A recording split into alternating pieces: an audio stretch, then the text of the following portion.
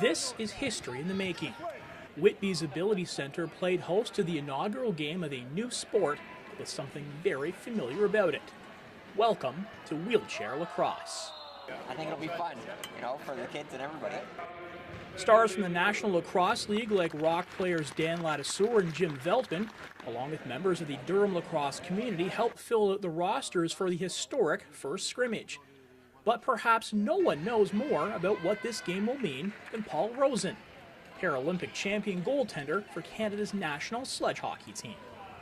The lacrosse game was incredible. It was basically just dropping into the chair. So the goaling was exactly the same, covering the net, square to the ball. It was just actually learning how to work the wheelchair. And I absolutely loved it. I think this game is going to go all over the world. I think the whole opportunity is the biggest thing that we need to do, and the biggest thing that they need to do is to make sure that the integration is there. That's how all the other sports have started. Wheelchair basketball started like that. Sledge hockey started like that as well. And you incorporate the able-bodied athletes with the athletes with a disability, and it really gives the game a whole new look and flavor of openness. You can add James Titmarsh to the believer in wheelchair lacrosse, the 13-year veteran of the Durham Steelhawks sledge hockey team. Titmarsh says the first game was physically demanding, and maybe the Rock players got more than they bargained for. Just ask them how tired they are. I mean, I know Jim Veltman playing with the Rock, he said he was exhausted. And a lot of the stand-up lacrosse players couldn't believe how much pushing it was involved, especially holding the stick and getting to the net. And it was a lot of work, and it was really nice to see them come out and support bringing out this sport, and it was very exciting.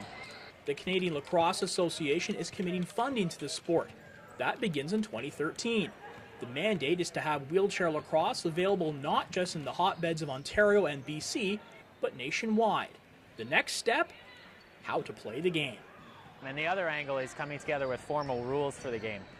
Today we kind of, took a fun approach and everything, and that's a great start, but we want to have some formal rules and give the game the support that it needs and the foundation for us to be able to build on that. We're just absolutely humbled by the fact that it started here. Our facility really is for all people of all abilities, and this is really another way to bring the sport to a whole new group of people. And kids had fun today with the players, and the pros certainly know how to play this game. Emily Glossop is a children's recreation therapist from Ottawa. She jumped at the chance to play in this first game, and she knows it's going to be huge. It is totally going to be a huge thing.